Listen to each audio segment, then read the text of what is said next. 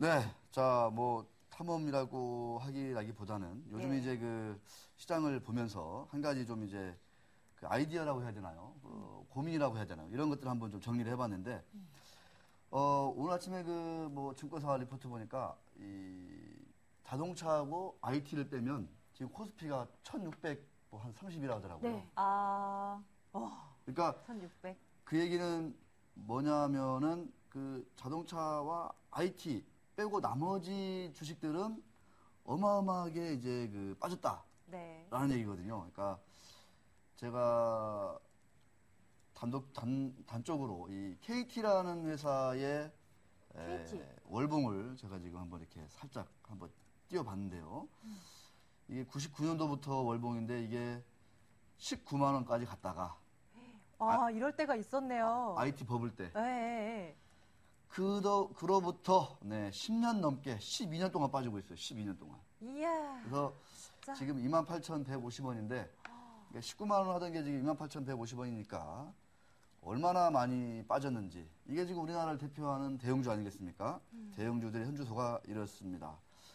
그 SKT 한번 볼까요? 그 KT의 라이벌이자 같이 주가가 빠지고 있는 데인데 뭐 SK텔레콤은 그나마 올랐나요? 아닌데. 아니죠. 역시 이거는 92년도부터 차트인데 92년도부터 역시 예전에는 2000년 초반에 45만 원 갔다가 지금은 12만 원대.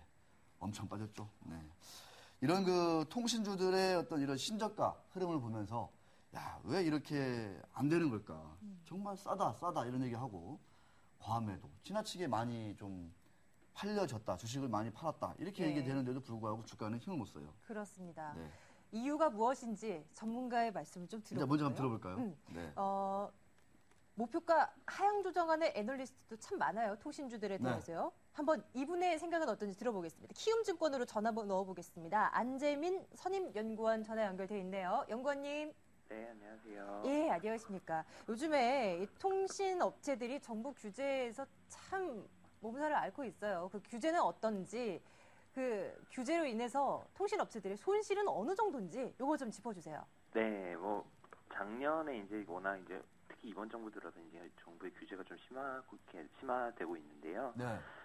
지난해 이제 특히 이제 직접적으로 처음으로 요금 인하가 있었습니다. 기본료 1,000원하고 문자 1,000원 정도의 이제 요금 인하가 있었고요. 예, 그게 이제 사실상 통신사들한테는 매출이 그대로 매출뿐만 아니라 영업이익까지 그대로 빠지는 구조이기 때문에 이러한 규제들이 상당히 좀 직접적이었다라고 보시면 되고요. 그 이전에도 사실은 SMS 요금 인하라든지 무선 데이터 요금 인하라든지 뭐 발신자 번호 표시 무료 뭐 이런 등등 요금 인하가 계속적으로 좀 지속이 되어 왔습니다.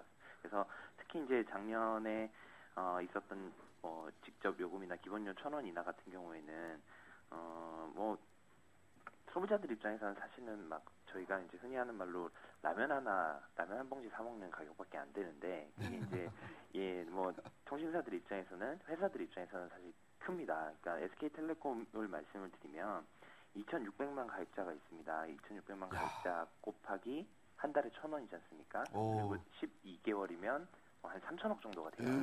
예, 거기다가 뭐 말씀드렸던 SMS 무료라든지 이런 것들이 추가가 돼서 그 당시에 저희가 계산했을 때 한 5천억 정도 매출과 영업이익이 감소하는 효과가 있을 거다. 그렇게 말씀을 좀 드렸고 실제로도 그게 실적이 반영이 되었고요. 그래서 이제 아까 차트에서 보셨지만 2000년대 이후에 최저의 주식을 좀 기록을 하고 있지 않나 이렇게 보고 있습니다. 네, 참 씁쓸하기도 하고 뭐 소비자 입장에서는 김수희 기자, 월 1,000원씩 그 문자 좀 깎아주고 이런 거 어떻습니까? 좀 느껴집니까 피부로? 어때요? 좀?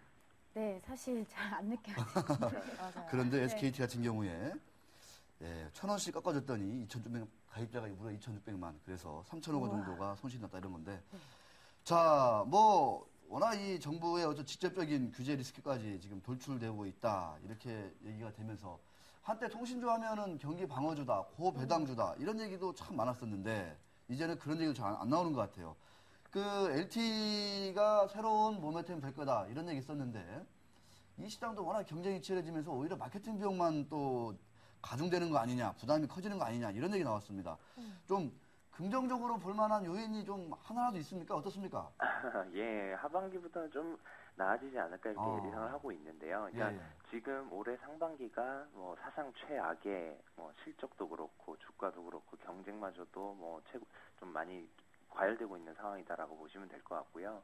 하반기부터는 이런 효과들이 조금씩은 개선이 될 거라고 기대를 하고 있고, 그 중에 뭐 대표적인 것들이, 그러니까 저희가 흔히 말하는 알프라는 숫자가 있는데요. 그 한 달에 이제 소비자들이 요금을 얼마를 쓰는지 그렇죠. 이제 통신사들이 평균을 내는 부분들이 있는데, 이게 이제 빠르면 하반기부터 뭐 SKT, KT 역시 이제 올라가는 좀 그림이 나올 걸로 예상을 하고 있습니다. 그게 이제 뭐 스마트폰 가입자들이 좀 늘어나고요. 결국에는 LTE라는 것들 때문에 소비자들이 조금의 통신 부담이 늘어난 건 사실이지 않습니까? 그래서 이제 그런 것들이 반영이 된다라고 보시면 되고요. 네. 예, 그게 이제 통신사들한테는 가장 좀 긍정적인 이슈가 될 것 같고, 경쟁은 지금은 또 생각보다는, 그러니까 언론상에 보도되는 것보다는 심각하진 않다라고 보고 있습니다. 예, 이유는 지금 뭐 그 핸드폰 이렇게 많이 구매들 하시게 되면 뭐 삼성전자의 갤럭시 노트라든지 뭐 아이폰이라든지 이제 약간 프리미엄급 핸드폰 많이들 구매를 하세요, 비중들이. 근데 이제 그 비중이 높아지면 사실 1인당 보조금 자체는 많이 낮아지거든요. 그러니까 예전에 흔히 말했던 공짜 폰들이 많이 난무할 때보다는 1인당 보조금 자체가 많이 좀 낮아지고 있고요. 그리고 통신사들도 최근에는 더 이상 이렇게 출혈 경쟁보다는 좀 본원적으로 경쟁력을 좀 확보해 나가자, 이런 생각들이 좀 있습니다. 네. 예. 자, 안재민 연구원님의 말씀 들었습니다. 연구원님 말씀 네. 고맙습니다. 네, 감사합니다. 네, 예, 감사합니다. 자, 우리 안재민 연구원께서는 그래도 관심을 가져야 될 종목으로 LG U+를 예. 네, 꼽아주셨습니다. 아마 LT를 가장 앞서서 잘하고 있으니까 주목을 해봐야 된다, 이런 얘기입니다. 오늘 준비한 표를 우리 김수희 기자와 함께 좀 뜯어봐야 될 것 같습니다. 남은 시간은. 네. 그 정부의 규제, 이거를 과연 어떻게 봐야 되냐. 한전이 1분기에 저렇게 순이익이 5천억 적자가 나거든요. 네. 그러니까 전기요금을 올리려고 해도 이게 서민 물가에 부담이 된다. 예. 서민들의 이 가계가 망가진다. 뭐 이런 이제 반론, 여론 때문에 상당히 올리지 못하고 있습니다. 그 서민 가계 입장에서는 뭐 전기요금 안 오르니까 좋긴 할 텐데, 김수 기자 어떻습니까? 좀 한전도 저것 때문에 주가가 참 안 좋고 실적도 이렇게 안 좋은데. 요즘 제가 에너지 요금 쪽을 많이 봤는데 뭐 전기세뿐만이 아니라 가스 요금, 또 어제는 그 지역 난방 요금, 네. 연료금 조금씩 이제 우선 조금씩 올리는 움직임은 네. 보이고 있는데, 그 정부와 네. 기업 사이 그게 어디까지 좀 맞춰줘야 될지 이게 좀 저도 요즘 고민이 많이 되더라고요. 그러니까요. 네. 어제 뭐 연료금 인상 얘기 나왔을 때 6%뭐 인상한다고 하던데 실제 인상분은 거의 16, 17 이 정도인데 6% 정도 인상한다, 뭐 이런 기사 나왔더라고요. 그러니까 쉽게 그 제품, 그러니까 뭐 소비재라든가 아니면 뭐 이런 그 우리 제품의 가격을 올리지 못하는 이런 그 기업들에 대한 어떤 그 수익성 악화라든가 주주익과 배치되는 측면이 분명히 있습니다. 그죠? 네. 네, 이런 것들을 그러면 과연 영원히 이런 주식들은 쳐다보지도 않는 게 맞는 건지. 한전 사실 아까 다시 표를 보시면 아시겠지만 얼마나 많이 빠졌냐면, 한전이 뭐 재작년인가요? 저한 재평가 탓도 있지만 한전의 순 기업 가치는 저렇게 53조 되거든요. 근데 시장 가치는 14조. 그러니까 한 3분의 1밖에 안 되는 거예요. 이 망할 회사는 아니지만 저렇게 이익을 못 나고 정부 규제가 심하다, 이런 의식 때문에 워낙 그 장부가 대비 어마어마한 저평가를 보이고 있습니다. 반면 저 KTNG 보세요. 이 KTNG는 가격을 올리는 거에 대한 저항이 심하지 않아요. 네. 담배 요금 올리는 거. 아무래도 그렇죠. 네. 네. 뭐 싫으면 끊어라 이렇게 되거든요. 그래서 주가가 PBR이 한 2배 정도가 넘어요. 이렇게 완전히 다른 거죠.